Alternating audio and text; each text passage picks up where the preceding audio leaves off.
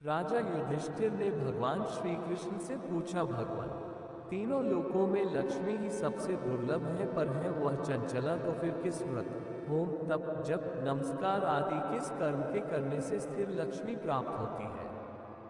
भगवान श्री कृष्ण बोले, महाराज, प्राचीन काल में भृगु मुनि ने अपनी पुत्री ख्याति का विष्णु के साथ विवाह कर दिया। यही लक्ष्मी बनी। लक्ष्मी भी श्री विष्णु को वर के रूप में प्राप्त कर स्वयं को कृतार्थ मानकर संपूर्ण जगत को आनंदित करने लगी। ये श्री लक्ष्मी की ही कृपा थी कि सभी में कुशलक्षेम, आनंद, मंगल और ऐश्वर्य तथा खान पान की उत्तम उपलब्धता थी। संसार के सभी उपद्रव शांत हो गए। ब्राह्मण हवन करने लगे। देवगण भी हवन करने से मिलने वाले भोजन को सुगमता से प्राप्त करने लगे और राजा प्रसन्नता पूर्वक चारों वर्णों की रक्षा करने लगे। दैत्यगणों को लगा कि देवताओं सहित धरती पर भी सब बड़े आनंद से है, तो उन विघ्न संतोषी दैत्यों को बड़ा कष्ट हुआ। उन्होंने पता किया तो पता चला हर प्रकार की सुख, संतुष्टि, समृद्धि और सुख शांति का कारण एकमात्र श्री लक्ष्मी है। देवताओं ने सभी समस्याओं का एक हल श्री लक्ष्मी में ढूंढ लिया है। इस प्रकार देवगणों को आनंद में मग्न देखकर विरोचन आदि दैत्यगण लक्ष्मी की प्राप्ति के लिए तपस्या एवं यज्ञ करने लगे। दैत्य बड़े बलशाली और प्रभावशाली थे। वे देवताओं से बस इसलिए परास्त हो जाते थे क्योंकि वे न केवल धर्म के रास्ते पर नहीं रहते थे, कदाचारी और कुबुद्धि थे। अब जबकि दैत्य भी सदाचारी और धार्मिक हो गए तो फिर दैत्यों के तेज और बल का कोई ठिकाना ही नहीं रहा। फिर तो दैत्यों के पराक्रम से सारा संसार आक्रांत हो गया। बिन कुछ विशेष प्रयास किए सुख सुविधा और संकृतिहीन समृद्धशाली जीवन बिताने के कारण कुछ समय बाद देवताओं को लक्ष्मी का मद हो गया। वे अहंकार में ऐसे कार्य करने लगे जो देवत्व के अनुरूप नहीं थे। देवताओं और उनके उपासकों को वैभव सहजता से प्राप्त हो गया तो वे साफ सफाई, पवित्रता, सत्यता आदि सभी उत्तम आचार नष्ट होने लगे। इसी बीच दुर्वासा मुनि देवराज स्वर्गलोक की ओर चले जा रहे थे। वैभव के घमंड में चूर इंद्र अपने ही मद में थे। विनयशीलता लोप हो चुकी थी। अपमान में भरे इंद्र ने दुर्वासा का अपमान कर दिया। दुर्वासा के कोप का तो ठिकाना ही न रहा। वह जानते थे कि लक्ष्मी की कृपा के कारण इंद्र को इतना मद हो गया है। दुर्वासा ने शाप दिया कि जिस वैभव पर आपको इतना घमंड है उसे पूरी तरह खो देंगे। देवताओं को सत्य आदिशील तथा पवित्रता से रहित होने के बाद भी जो लक्ष्मी अभी तक किसी तरह उनके पास टिकी हुई थी, दुर्वासा के श्राप के बाद वह अचानक ही लोप हो गई। लक्ष्मी दैत्यों के पास चली गई थी और देवगण श्रीविहीन हो गए।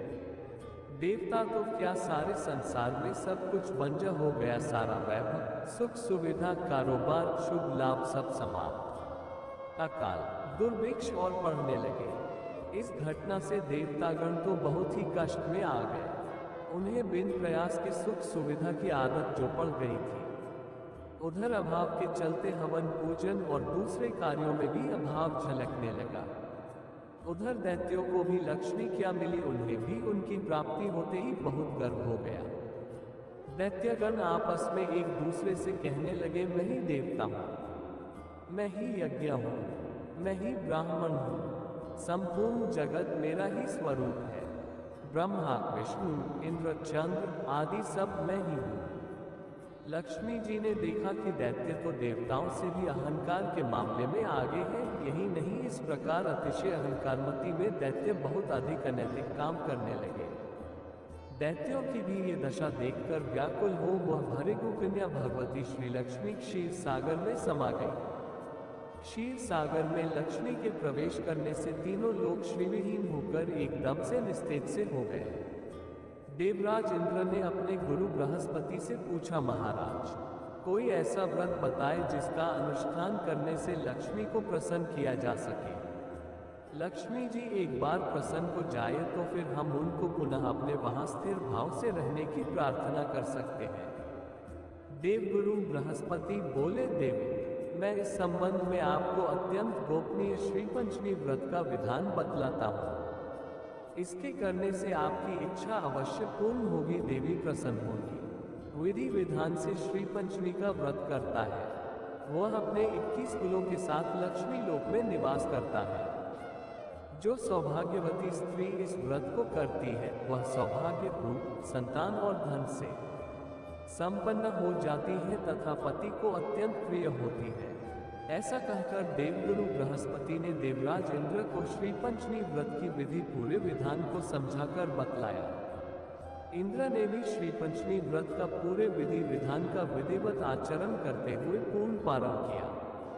इंद्र को व्रत करते देखकर सभी देवता, दैत्य, दानव, गंधर्व, यक्ष, राक्षस, सिद्ध, विद्याधर, नाग, ब्राह्मण, ऋषिगण तथा राजागण तो क्या सामान्य जन भी यह व्रत करने लगे। कुछ काल के बाद व्रत समाप्त कर सबने जब एक बार फिर गुरु बृहस्पति से पूछ, लक्ष्मी जी मैंने पूर्ण विधि विधान से किया है, अवश्य प्रसन्न होंगी क्योंकि हमें उत्तम बल और तेज की प्राप्ति का अनुभव हो रहा है। अब आगे क्या करना होगा। गुरु बृहस्पति ने कहा, आप सब भगवान श्री विष्णु के पास जाएं। लक्ष्मी जी क्षीर सागर में विघटित हो गई हैं, वे उसमें उसी तरह मिल गई हैं जैसे दधी में माखन।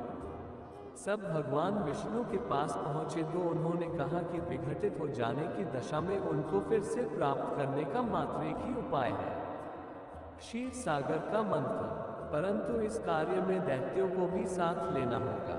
सबका विचार बना कि समुद्र को मत कर लक्ष्मी और अमृत को ग्रहण करना चाहिए।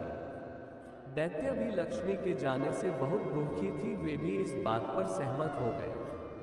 देवताओं और असुरों ने मंदार पर्वत को मथानी और वासुकी नाग को रस्सी बनाया। मथानी समुद्र की तलहटी में डूब ही न जाए इसलिए भगवान विष्णु कछुआ बन उसके नीचे लगे। देवताओं ने सांप की पूंछ पकड़ी और दैत्यों ने मुंह। अब देवता और असुर मिलकर क्षीर सागर में समुद्र मंथन करने लगे। वर्षों के मंथन के उपरांत सर्वप्रथम शीतल किरणों वाले अति उज्ज्वल चंद्रमा प्रकट हुए। फिर देवी लक्ष्मी का प्रादुर्भाव हुआ।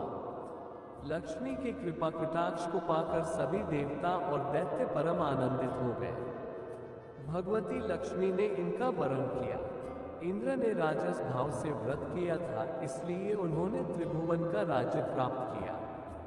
दैत्यों ने तामस भाव से व्रत किया था, इसलिए ऐश्वर्य पाकर भी वे ऐश्वर्यहीन हो गए। महाराज, इस प्रकार इस व्रत के प्रभाव से श्रीविहीन संपूर्ण जगत फिर से श्रीयुक्त हो गया। राजा के कहने पर तोते ने कहा, राजन मेरी यह कथा सुनकर आपको यह विश्वास हो जाएगा कि स्त्री कितनी झूठी, लालची और हत्यारी होती है। तोते ने कहानी सुनानी शुरू की। सागरदत्त नाम का एक सेठ कंचनपुर नामक नगर में रहता था। उसका कारोबार दूर दूर तक फैला था और नगर में उसका बड़ा नाम था। उसका श्रीदत्त नाम का एक पुत्र था। कंचनपुर से बस 1.25 कोस की दूरी पर एक और नगर था, नाम था श्री विजयपुर। उस नगर में सोमदत्त नाम के सेठ का बड़ा कारोबार चलता था। सोमदत्त की साख भी दूर दूर तक थी। सोमदत्त की एक लड़की थी जयश्री, जिसका विवाह श्रीदत्त से हुआ था। ब्याह के बाद श्रीदत्त भी व्यापार करने परदेश चला गया। 12 बरस हो गए, फिर भी श्रीदत्त नहीं आया तो जयश्री व्याकुल होने लगी। एक दिन वह अपने छत पर खड़ी थी कि उसे एक बड़ा सजीला युवक दिखाई दिया। उस युवक ने भी उसे देखा तो वह देखता रह गया। उसने कुछ प्रेमपूर्ण संकेत किए तो जयश्री ने भी प्रेम दर्शाया। विवाहिता जयश्री देखते ही उस युवक पर मोहित हो गई और इशारे में ही जयश्री ने उसे अपनी सखी के घर का पता बता दिया। जयश्री की सहेली के घर पहुंचा और फिर अपने सहेली की मिली भगत होने के चलते जयश्री उससे रोज मिलने लगी। रात होते ही वो उस सखी के घर चली जाती और रात भर वहां रहकर दिन निकलने से पहले ही अपने घर लौट आती। इस तरह बहुत दिन बीत गए। उनका प्रेम परवान चढ़ रहा था कि कुछ दिनों बाद श्रीदत्त परदेश से लौट आया। जयश्री के घर से निकलने पर बंदिश हो गई। वह बड़ी दुखी रहने लगी और सोचती कि क्या उपाय करे। श्रीदत्त हारा थका था। जल्दी ही उसकी आंख लग गई और जयश्री अवसर देख अपने प्रिय से मिलने चल गई। रात के अंधेरे में जयश्री के रास्ते में एक चोर खड़ा था। वह देखने लगा कि यह सजी धजी युवती इतनी रात को कहाँ जाती है। चोर ने ये जानने के लिए उसका पीछा किया। धीरे धीरे वह सहेली के मकान पर पहुंची। चोर भी पीछे पीछे गया। संयोग खराब थे। वो युवक जब जयश्री की प्रतीक्षा अंधेरे में खड़ा होकर एक स्थान पर कर रहा था, तभी उसको सांप ने काट लिया था। जब जयश्री उसके पास पहुंची तब वह मरा पड़ा था। जयश्री को लगा कि वह स्वांग कर रहा है। वहीं आंगन में पीपल का एक विशाल पेड़ था। जयश्री ने समझा कि वह आंगन में पेड़ के चबूतरे पर सो रहा है। आंगन में खड़े उस विशाल पीपल के पेड़ की डाल पर एक पिशाच बैठा ये सब लीला देख रहा था। पिशाच ने उस मरे युवक के शरीर में प्रवेश किया और जयश्री जैसे ही युवक को जगाने और चकित कर देने की सोच उसे चुंबन देने झुकी, उसने उसकी नाक काट ली। कुछ ही क्षणों बाद वह प्रेत फिर उस आदमी की देह से निकलकर पेड़ की डाल पर जा बैठा। जयश्री रोती हुई अपनी सहेली के पास चली गई। चिंता बताई कि अब करे तो क्या करे। सहेली बहुत चतुर थी। उसने कहा कि तुम अपने पति के पास जाओ और इसका दोष उस पर लगा दो। उसने ऐसा ही किया। छुपते छुपाते जैसे आई थी रात के अंधेरे में वैसे ही लौट गई। पति अभी भी थका हारा नींद में था। वह पहले तो उसके सिरहाने सावधानी से बैठ गई और फिर सब कुछ समझ बूझकर अचानक जोर जोर से रोकर कहने लगी कि पति ने बिना कारण उसकी नाक काट दी। उसका रोना सुनकर लोग इकट्ठे हो गए। चीख पुकार सुनकर जयश्री का पति जाग उठा। उसे सारा हाल मालूम हुआ तो वह बड़ा दुखी हुआ। उसने सोचा कि नींद में ये सब कैसे हुआ। उसकी कुछ समझ में नहीं आया। इधर जयश्री के पिता ने कोतवाल को खबर दे दी। कोतवाल उन सब को राजा के पास ले गया। लड़की ने सारा वृतांत बताया तो इतनी सुंदर युवती की ये दयनीय हालत देखकर राजा को बड़ा गुस्सा आया। उसने आदेश दिया, इस आदमी ने अकारण ही अपनी निरपराध स्त्री को अंगविहीन किया है, इसे अभी सूली पर लटका दो। वह चोर जो जयश्री के पीछे गया था वह अब तक की सारी घटना बहुत अचरज के साथ देखे जा रहा था। जब उसने देखा कि एक बेकसूर आदमी को सूली पर लटकाया जा रहा है तो उससे रहा न गया। उसने राजा के सामने जाकर सब हाल सच सच बता दिया। राजा ने कहा कि तुम्हारी बात पर यकीन कैसे किया जाए। चोर बोला, महाराज आपको अगर मेरी बात का विश्वास न हो तो जाकर स्वयं देख लीजिए। उस मरे आदमी के मुंह में इसी स्त्री की नाक है। अभी बहुत समय नहीं बीता था। राजा ने सैनिक भिजवाए तो बात सच निकली। अब तो मामला ही पलट गया। इतना कहकर तोता बोला, हे महाराज स्त्रियां ऐसी होती हैं। राजा ने उस स्त्री जयश्री का सिर मुंडवाकर गधे पर बिठाकर नगर में घुमवाया और शहर से निकाल दिया। कहानी सुनाकर बेताल बने रुद्रकिंकर ने विक्रम से कहा, राजन स्त्री और पुरुष दोनों के संबंधों और उसमें खोट की कहानी आपने सुनी। दोनों एक से बढ़कर एक है। ऐसे में तोते का दावा सही है या मैना का? स्त्री और पुरुष दोनों में ज्यादा पापी कौन है? राजा विक्रमादित्य ने कहा, स्त्री ही अधिक पापिनी है। बेताल ने पूछा, सो कैसे? राजा ने कहा, पुरुष कितना ही परम दुष्ट क्यों न हो, या विचार में पढ़ने पर भी उसमें धर्म का थोड़ा बहुत विचार रहता ही है। परंतु यदि स्त्री के मन में व्याभिचार आ जाए तो वह सभी सीमाएं लंघ जाती है, इसलिए वह अधिक पापिन है। रुद्रकिंकर यानी बेताल ने विक्रमादित्य से कहा, राजन चूड़ापुर नगर में राजा चूड़ामणि का राज था। उनकी रानी विशालाक्षी बड़ी पतिव्रता स्त्री थी, किंतु रानी संतानहीन थी, इसलिए दुखी रहती थी। रानी ने भगवान शंकर की आराधना की। महादेव की कृपा से उनकी कामना पूरी हुई और विकामदेव के समान एक सुंदर बालक हुआ। बालक को देखकर लगता था कि इसमें देवताओं का अंश समाया है। उसका नाम रखा गया हरिस्वामी। राजा को धन वैभव की क्या कमी। इन सब का उपभोग कर हरिस्वामी पृथ्वी पर देवता के समान सुख भोग रहा था। देवल मुनि के शाप से शापित एक अप्सरा ने धरती पर स्त्री रूप में जन्म लिया। उसका नाम रूपलावण्य था। उसी अप्सरा से राजकुमार हरिस्वामी का विवाह हुआ। एक रात हरिस्वामी की पत्नी अपने भवन में सो रही थी। तभी सुकल नामक गंधर्व वहां आया। वह रूपलावण्य पर मोहित हो गया और उसने सोती हुई रानी का अपहरण कर लिया। जब हरिस्वामी उठा तो अपनी पत्नी को ढूंढने लगा। राजमहल की सुरक्षा के बीच वह कहाँ गई? उसके न मिलने पर वह व्याकुल हो मानसिक अशांत हो गया। हरिस्वामी पत्नी के वियोग में नगर छोड़कर जंगल में चला गया। सभी सुख सुविधा त्याग कर श्रीहरि के ध्यान में लीन हो गया। वह सन्यासी होकर भीख मांगने लगा। एक दिन सन्यासी बन चुका हरिस्वामी भिक्षा मांगने के लिए एक ब्राह्मण के घर आया। ब्राह्मण ने सन्यासी की सेवा में खीर प्रस्तुत की। हरिस्वामी ने सोचा पहले नहा लूं फिर खीर ग्रहण करूंगा। सो खीर को लेकर वह स्नान करने नदी तट पर चला आया। खीर भरा लोटा उसने वहीं बरगद के पेड़ पर रखकर नदी में नहाने चला गया। पेड़ के कोटे में एक सांप रहता था। उसने खीर में विष उगल दिया। सन्यासी हरिस्वामी स्नान कर लौटा और खीर खाए। कुछ ही कौर के बाद विष के प्रभाव से हरिस्वामी को मूर्छा आने लगी। हरिस्वामी उसी अवस्था में उस ब्राह्मण के घर तक पहुंचा और ब्राह्मण से बोला, अरे दुष्ट ब्राह्मण, तुम्हारे द्वारा दिए गए विष मिले हुए खीर को खाकर अब मैं तो मर रहा हूं, लेकिन इस अपराध में तुम्हें भी ब्रह्म हत्या का पाप अवश्य लगेगा। सन्यासी बने पत्नी वियोगी हरिस्वामी ने ब्राह्मण को बहुत बुरा भला कहा और यह चेतावनी देकर मर गया। जंगल में श्री हरि की मन से की गई आराधना फलीभूत हुई और हरिस्वामी तपस्या के प्रभाव से शिवलोक चला गया। अब बेताल बने रुद्र किंकर ने विक्रमादित्य से प्रश्न किया, राजा, ब्राह्मण ने खीर दिया और सर्प ने उसे विषमय किया जिससे सन्यासी मरा, अब इनमें ब्रह्महत्या का पाप किसको लगेगा? यह मुझे बताओ। राजा ने विस्तार से उत्तर दिया, विष्णु नाग ने अज्ञानवश उस खीर में विष उगला। ये तो सर्प का स्वाभाविक कर्म है। उसने जानबूझकर किसी उद्देश्य विशेष से खीर में विष नहीं मिलाया, अतः ब्रह्महत्या का पाप उसे नहीं लगेगा। सन्यासी हरिस्वामी भूखा था, भिक्षा मांगने ब्राह्मण के घर आया था, इसलिए वह ब्राह्मण के लिए अतिथि था।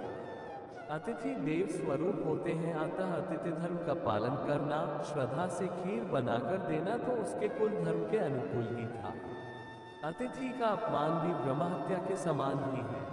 वह विष मिलाकर अन्न देता तभी ब्रह्महत्या उसे लगती, पर ऐसा तो उसने किया नहीं, फिर ऐसे में वह कैसे ब्रह्महत्या का भागी बन सकता है? ब्राह्मण को ब्रह्महत्या नहीं लगेगी। बाकी बच गया सन्यासी हरिस्वामी। अपने किए गए शुभ अशुभ कर्मों का फल सबको अवश्य भोगना पड़ता है। हरिस्वामी की यह अकाल मृत्यु उसके जन्म जन्मांतर में किए गए कर्मों का ही फल रहा होगा। हरिस्वामी के मरने का कारण उसका खीर खाना तो एक बहाना था, अतः उसे भी ब्रह्म हत्या नहीं लगेगी। उसकी मृत्यु स्वाभाविक रूप से ही हुई है, यह उसके कर्मों का कुफल था, किसी का दोष नहीं। इस प्रकार इन तीनों में किसी को भी ब्रह्म हत्या नहीं लगेगी, क्योंकि किए गए कर्मों का फल सभी को अवश्य भोगना पड़ता है। ग्रीष्म ऋतु थी। ग्वाल बाल गाय चराते थक गए तो मन हुआ कि कुछ मनोरंजन किया जाए। श्री कृष्ण ने अपने अग्रज बलराम और अन्य बाल सखाओं के सामने खेलने का प्रस्ताव रखा। सभी सहर्ष तैयार हुए तो खेल की तैयारी होने लगी। कंस का भेजा हुआ प्रलंबासुर, जो लगातार श्री कृष्ण और बलराम जी पर नजर रखे हुए था, वह भी वहां पहुंचा। प्रलंबासुर ने ग्वाल बाल का रूप धरा और उसी टोली में शामिल हो गया। श्री कृष्ण ने उसे ताड़ लिया। प्रलंबासुर अत्यंत बलशाली मायावी असुर था। उसका शरीर विशाल था, किंतु एक छोटे से बाल सखा के रूप में वहां आया हुआ था। वह श्री कृष्ण और बलराम का वध करना चाहता था। श्री कृष्ण ने सोचा किसी युक्ति से इसका वध करना चाहिए। उन्होंने प्रस्ताव रखा कि आज मित्रमंडली दो टोली में बंटेगी और हम नया खेल खेलेंगे। नियम बना कि जो टोली हारेगी वह विजेता टोली के एक सदस्य को पीठ पर बिठाकर उसके पसंद के स्थान तक लेकर जाएगी। एक दल के नेता बने श्री कृष्ण और दूसरे दल के नेता बने बलराम जी। टोली बंटी तो प्रलंबासुर श्री कृष्ण की मंडली में आ गया। श्री कृष्ण ने उस पर निगाहें बना रखी थी कहीं वह किसी ग्वाल बाल का अहित न करे, किंतु उन्होंने ये प्रकट भी न होने दिया। उसके साथ मित्रवत ढंग से रहे। एक बार बलराम जी की टोली जीत गई और श्री कृष्ण की टोली बार गई। हारी हुई टोली के लोग घोड़ा बने और विजेता टीम ने सवारी की। श्री कृष्ण ने अपनी पीठ पर सुदामा को बिठाया, मद्रसेन ने वृषम और बलराम ने प्रलंबासुर को। वास्तव में प्रलंबासुर श्री कृष्ण की शक्ति को देख समझ गया था। उसे आभास हो गया था कि श्री कृष्ण का वह हित नहीं कर पाएगा, इसलिए क्यों न बलराम का ही वध करके श्री कृष्ण को पहले पीड़ित किया जाए। बाद में कृष्णवध की योजना बनेगी। उसने बलराम को अपनी सवारी का आमंत्रण दिया। श्री कृष्ण ने अपने बड़े भाई को संकेत से समझा दिया। प्रलंबासुर घोड़ा बना और बलराम उसकी पीठ पर बैठ गए। उसके दिमाग में बलराम के अपहरण की योजना चल रही थी। प्रलंबासुर ने बलराम को अपनी पीठ पर सवार किया, भांडीर वन से होते हुए गुजरने लगा। प्रलंबासुर अत्यंत बलवान था, किंतु वह नहीं जानता था कि संपूर्ण लोगों को अपने फनों पर धारण करने वाले शेषनाग के अवतार उसकी पीठ पर हैं। बलराम के शरीर के भार के कारण प्रलंबासुर का शरीर तुरंत ही बुरी तरह से थककर चूर हो गया। उसे चला नहीं जा रहा था और बलराम उसे घोड़े की तरह हाँक रहे थे। वह अपने वास्तविक असुर रूप में आ गया और बलराम को लेकर हवा में उड़ा। बलराम सकपकाए। उन्होंने असुर के सिर पर जोरदार मुक्का मारा तो उसका मस्तक चूर हो गया। वह जमीन पर गिरा और उसके प्राण निकल गए। ग्वाल वालों ने जब देखा कि बलराम जी ने ऐसे भयंकर राक्षस का संहार कर दिया है तो वह खुशी से नाचने लगे। उन्हें फूलमालाएं पहनाई और नाचते गाते घर की ओर चले। बोगदेव की बुद्धि मोटी थी। वह गुरु के समीप बैठकर अध्ययन करते पर उन्हें कुछ समझ में नहीं आता। बोगदेव ने हार मान ली कि वह शायद ही अध्ययन कर पाएंगे, सो इस झंझट से दूर हो जाना ही ठीक है। वह घर से निकल पड़े। प्रभु ने तो उनके लिए कुछ और ही निर्धारित किया था। घूमते घूमते बोगदेव एक सरोवर के तट पर पहुंचे। सरोवर पर पत्थर के घाट बने थे। बोगदेव बैठे ही थे कि इतने में एक स्त्री घड़ा लेकर आई और उसे घाट पर रख नहाने लगी।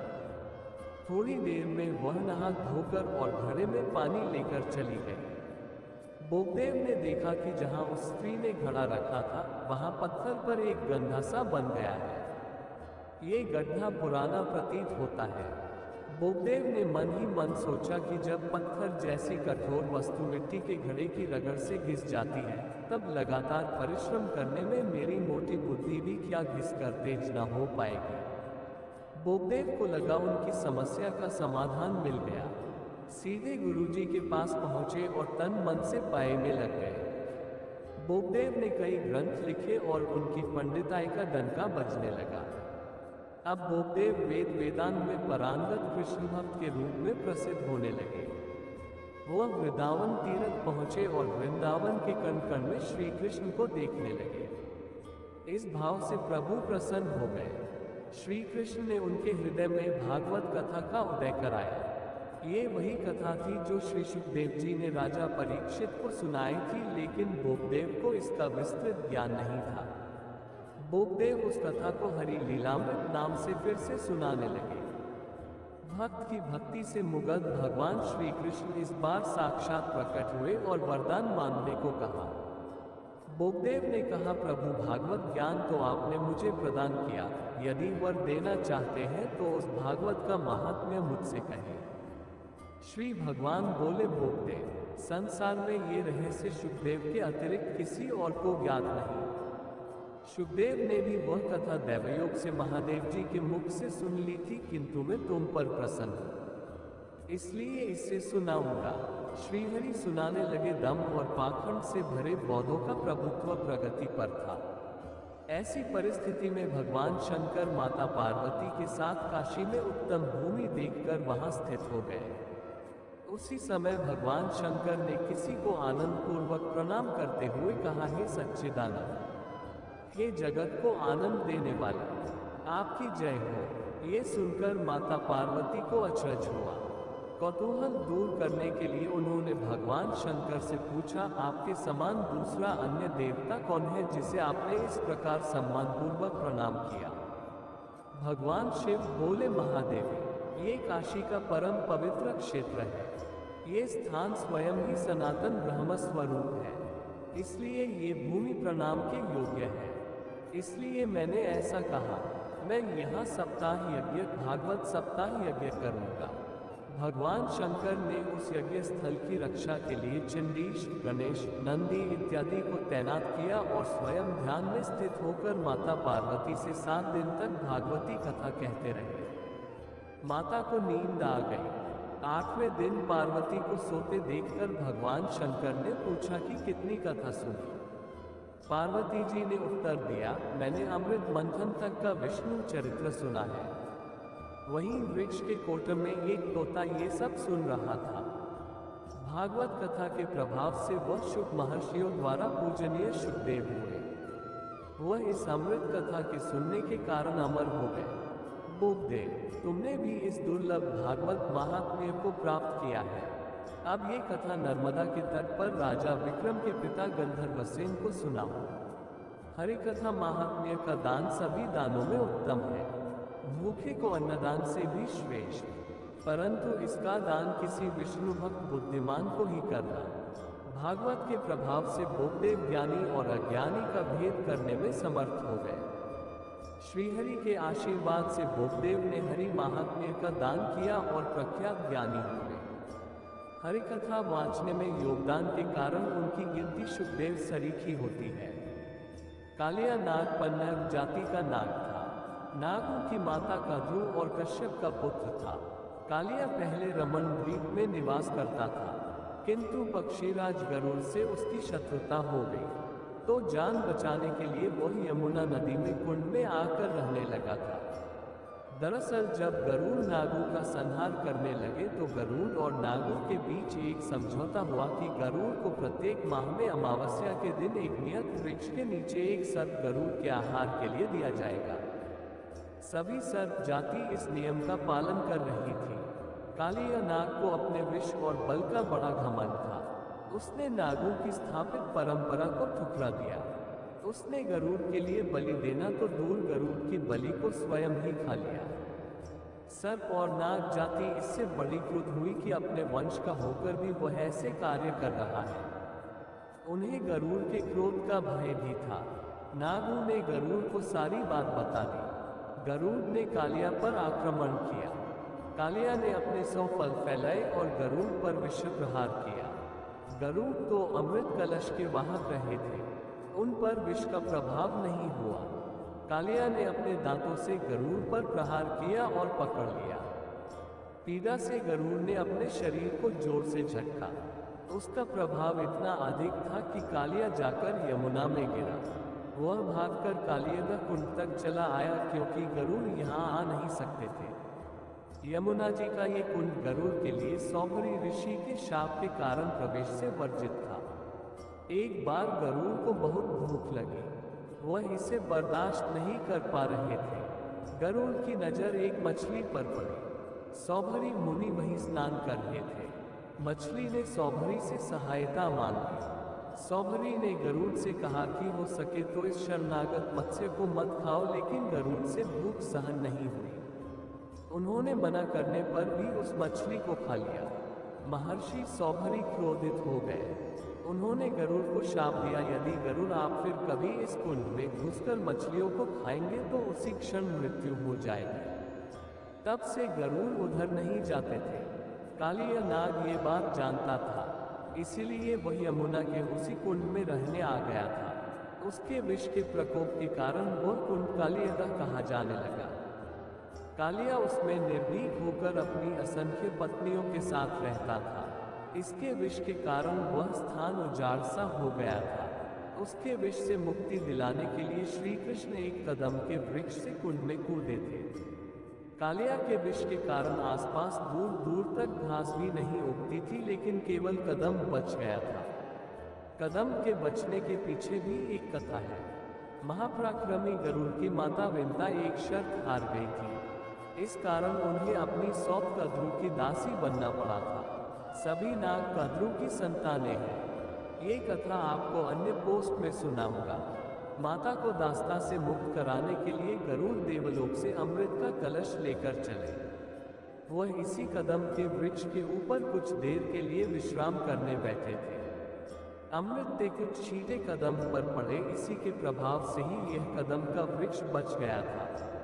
श्री कृष्ण ने कालिया का मान मर्दन किया और उसे यहाँ से वापस रमणीक द्वीप पर जाने का आदेश दिया। प्रभु ने कहा कि गरुड़ जी को तुम्हारे मस्तक पर बने मेरे चरण चिन्ह दिखेंगे तो वह कोई हित नहीं करेंगे। तुम निर्भय होकर अपने लोक में रहो। प्रसन्न होकर कालिया और उसकी पत्नियों ने श्री कृष्ण का दिव्य माला, वस्त्र, आभूषण और महामूल्य मणि से श्रृंगार किया। फिर उत्तम गंध आदि से उनकी आरती की। कालिया यमुना को त्याग कर चला गया।